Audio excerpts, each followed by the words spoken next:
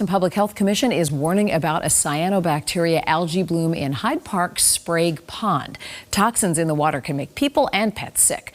The water, if you look at it, looks like pea soup or even paint. When cyanobacteria appears, experts say avoid all contact with that water.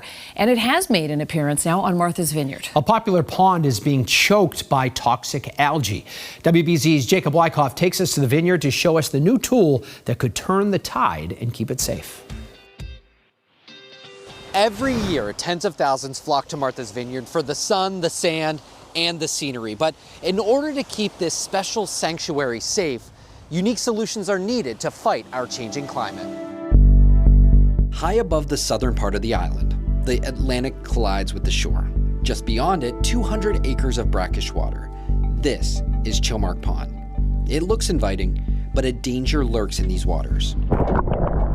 Over the last several years, toxic blooms of cyanobacteria have taken over. Martha's Vineyard generally is just paradise. Arnie Spivak and Sharon Siegel live on Chilmark Pond. They remember a time when the pond was a place for play, a passageway to the beach, and the wonders of summer. My grandchildren used to swim in this pond, and they can't anymore. Cyanobacteria, sometimes called blue-green algae, are microscopic organisms that thrive in warm, nutrient-rich water. They feed on nitrogen and phosphorus, and in the summer, they can multiply fast enough to choke a pond and produce toxins that can make people and pets sick. This pond is really delicate. Emily Reddington leads the Great Pond Foundation and says the challenge was finding a fix that wouldn't hurt the ecosystem they're trying to save. Instead of adding a chemical or disturbing the environment, it uses sonic pulses targeted specifically at cyanobacteria to keep them from growing out of control or blooming. This is the LG Sonic MPC buoy, a solar-powered savior for Chilmark Pond.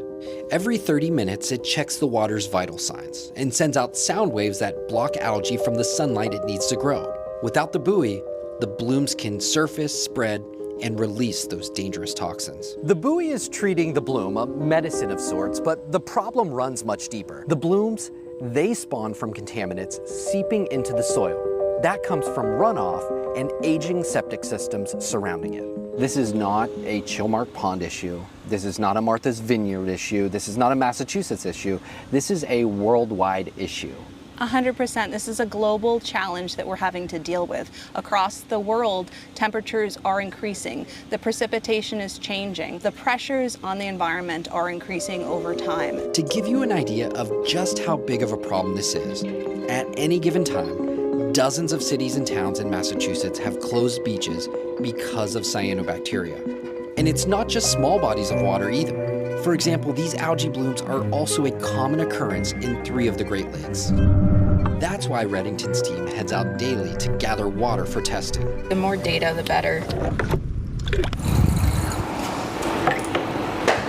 Once the water's back at the Vineyard Haven lab, it's analyzed, sample by sample. This machine will tell us specifically what phytoplankton or what combination of phytoplankton is kind of growing and giving the water that hue. What we're registering is kind of a moderate to high concentration of cyanobacteria. Are you diagnosing the pond here? Yeah, in some sense, we are. All this data goes straight to the Board of Health, the people who ultimately make the call on public safety. The signs were ready to go, the maps went up the same day, and we kind of have a weekly workflow for most of the sampling, but if it's a bloom, those are posted the same day.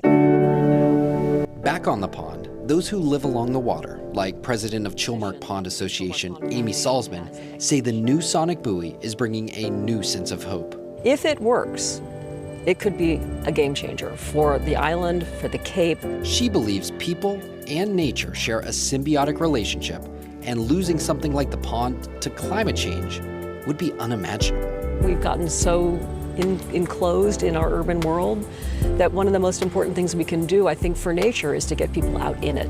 And restoring this pond is such an opportunity to reconnect people to it. One buoy won't save this pond on its own, but here, hope floats, and with it, a fight to keep these waters alive for generations to come. On Martha's Vineyard, I'm Jacob Wyckoff, WBC News. Wow, that is fascinating that the sound waves can block the sunlight and prevent the algae from growing. That's incredible. Super interesting story by Jacob.